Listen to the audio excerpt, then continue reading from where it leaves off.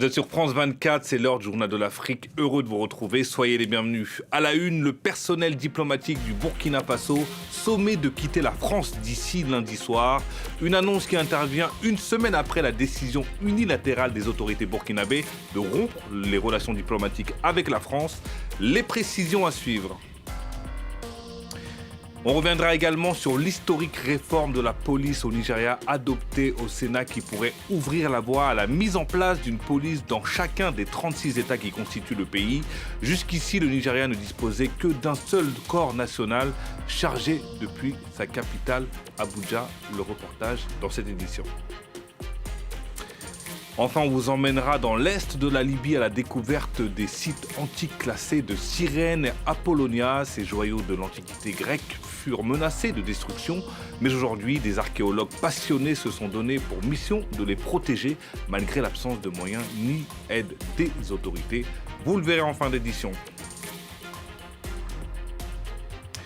On ouvre ce journal avec la réponse de Paris à Ouagadougou. Le personnel diplomatique du Burkina Faso doit quitter la France d'ici ce lundi soir. Une mesure qui intervient une semaine après la décision unilatérale des autorités burkinabées de rompre leurs relations diplomatiques avec Paris.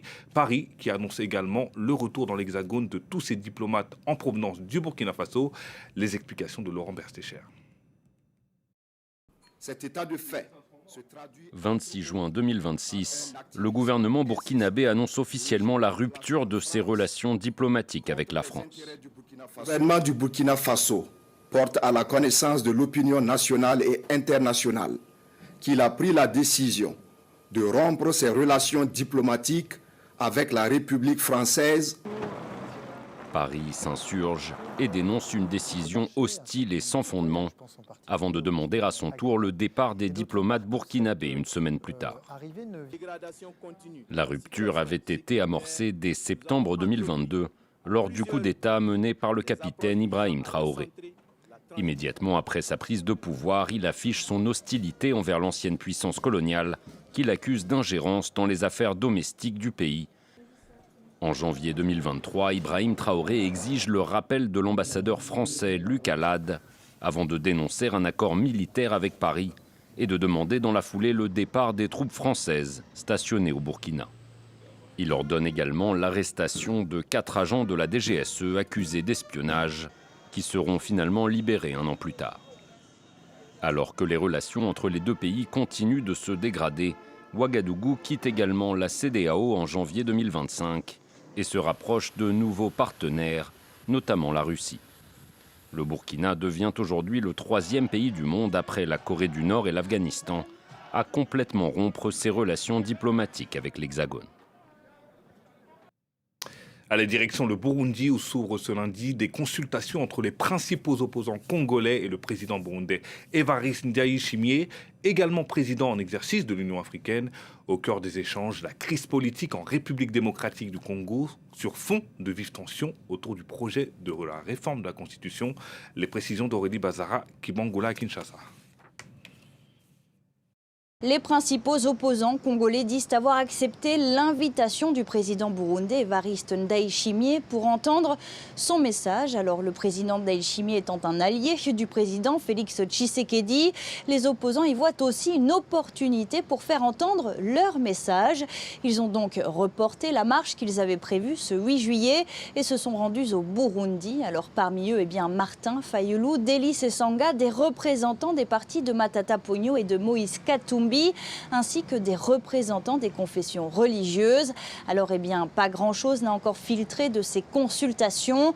Dans un message publié sur les réseaux sociaux, la présidence burundaise s'est félicitée de la qualité des échanges et a insisté sur l'importance d'un dialogue constructif. Alors, les opposants se disent eux aussi prêts à dialoguer, mais ils fixent une ligne rouge, le changement de la Constitution. Ils accusent le président Félix Tshisekedi de vouloir ouvrir la voie à un 3e mandat. Alors ce projet de changement constitutionnel est porté par la majorité au pouvoir.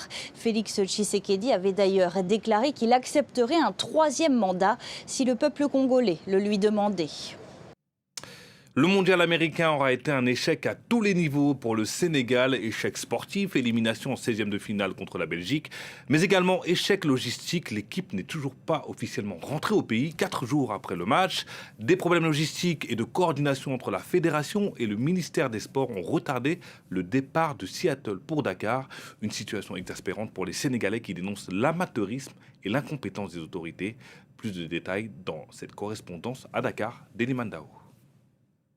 Les joueurs de l'équipe du Sénégal de football ont dû rentrer chez leurs familles respectives par leurs propres moyens, informe la presse sénégalaise suite à ce retard interminable du retour de la délégation officielle du Sénégal après l'élimination jeudi face au Diable Rouge de la Belgique. La Fédération sénégalaise de football informe que le retour s'effectuera finalement ce mardi, mais ce retard semble être la goutte de trop. Le Sénégal qui a dû faire face à de nombreux problèmes extrasportifs lors de cette Coupe du Monde, avant même le départ pour les États-Unis avec le non-versement des primes de qualification dues aux joueurs, mais aussi le sélectionneur Pape Thiaw qui est resté de nombreux mois sans contrat, sans salaire. À cela s'ajoutent d'autres problèmes logistiques, voire organisationnels. Une situation qui exaspère les supporters de l'équipe du Sénégal de football qui pointent ces dysfonctionnements au sein de la Fédération sénégalaise de football. D'ailleurs, une pétition lancée par ces supporters réclamant la démission de l'équipe fédérale a recueilli près de 10 000 signatures. En bref, et dans le reste de l'actualité, l'épidémie d'Ebola a fait plus de 500 morts en République démocratique du Congo, selon l'OMS. Au total, 506 décès et 1561 cas confirmés ont été recensés. L'épidémie dans l'est de la RDC, dont le foyer se situe dans la province de l'Ituri, avait été déclarée officiellement le 15 mai dernier. En Algérie, une abstention record lors des législatives du 2 juillet. Le taux de participation s'est établi seulement à 21,24%, soit le plus bas de l'histoire du pays, selon les résultats officiels encore provisoires, annoncés ce lundi. Sans surprise, le Front de Libération Nationale a remporté 90 sièges et arrive en tête du scrutin, suivi par le Rassemblement National Démocratique, autre formation proche du pouvoir qui obtient 73 sièges, puis le Front El Moustakabal, également considéré comme un parti soutenant les autorités avec 59 sièges. Enfin, au Cameroun, 9 civils ont été tués dans une attaque attribuée à Boko Haram dans la localité de Milari, dans l'extrême nord du pays. Cette attaque menée dans la nuit du 2 au 3 juillet est l'une des plus meurtrières enregistrées dans la région ces derniers mois. Autre titre, se dirige-t-on vers une réelle décentralisation des forces de police au Nigeria? Le 24 juin, le Sénat a ouvert la voie à la création des polices d'État qui permettraient à chacun des 36 États de disposer de sa propre force en complément de la police fédérale. Regardez ce reportage de notre correspondant au Nigeria, Moïse Gomis. Avec des fusils chargés à blanc, ces élèves officiers de la police nigériane s'entraînent au combat. Vous êtes dans une zone dangereuse. Sunday Aoudou dirige un centre de formation de la police mobile. Chaque session dure 1 mois sans repos, avec un programme mixant tactique de maintien de l'ordre et intensité physique. En faisant tout cela, voilà ce à quoi ils doivent s'attendre. Ils devraient même s'attendre à davantage.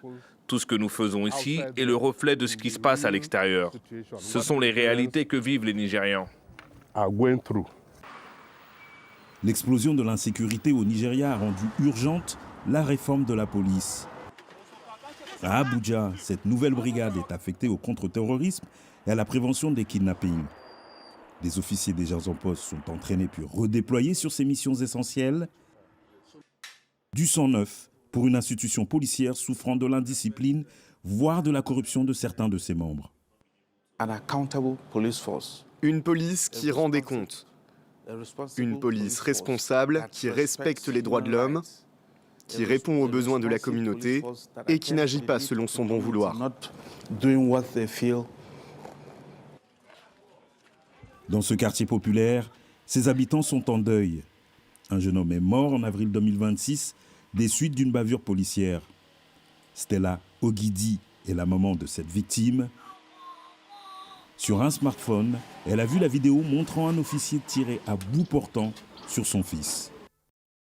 Ce geste, franchement, je ne peux pas l'expliquer. Honnêtement, je ne sais pas. On nous a toujours dit que les policiers ne sont pas des ennemis. C'est pourquoi je ne comprends pas ce qui est arrivé à mon fils.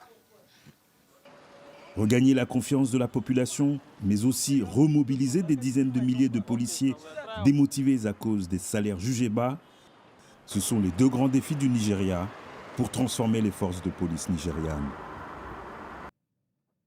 Alors on vous emmène maintenant à la découverte de vestiges antiques de Cyrène et d'Apollonia en Libye, deux sites classés au patrimoine mondial de l'UNESCO. Mais aujourd'hui, des archéologues travaillent avec des moyens limités pour réparer les dommages causés par la tempête Daniel en 2023 et préserver l'un des remarquables paysages archéologiques d'Afrique du Nord. Clarisse Fortuné. Au milieu des collines de l'est de la Libye se dressent les ruines de Cyrène, autrefois l'une des plus importantes cités grecques d'Afrique du Nord. Fondée il y a plus de 2600 ans, cette ville abrite un patrimoine archéologique exceptionnel. Mais préserver cet héritage face à la menace djihadiste qui a secoué la région n'a pas été chose facile. Cette période a été particulièrement éprouvante. À l'époque de Daesh, ils voulaient s'emparer des objets archéologiques pour les vendre et financer leurs activités. Mais grâce au personnel du musée et aux jeunes qui aiment leur pays et se sentent responsables de leur ville, nous avons pu protéger le musée et ses réserves. Aucun vol n'a été enregistré pendant cette période. Apollonia, l'ancien port de Cyrène, suscite également des inquiétudes. Des siècles d'érosion ont déjà emporté une partie du site. Mais malgré cela, les responsables du patrimoine restent ambitieux. Mon rêve est que l'État libyen crée un véritable musée comme le Louvre ou le British Museum. Un musée de grande valeur qui deviendrait une ressource économique importante et permettrait de projeter une image exemplaire de notre pays. Les pièces que nous possédons n'appartiennent pas seulement aux Libyens pour rester entreposées dans des réserves. Elles appartiennent au monde entier. Pour ceux qui œuvrent à la préservation du patrimoine libyen, protéger le passé, c'est aussi investir dans l'avenir de la Libye. Voilà pour cette belle histoire racontée par Awa Diouf et Clarisse Fortuné. Et c'est la fin de cette édition. Merci de nous avoir suivis. Restez sur France 24, l'information continue.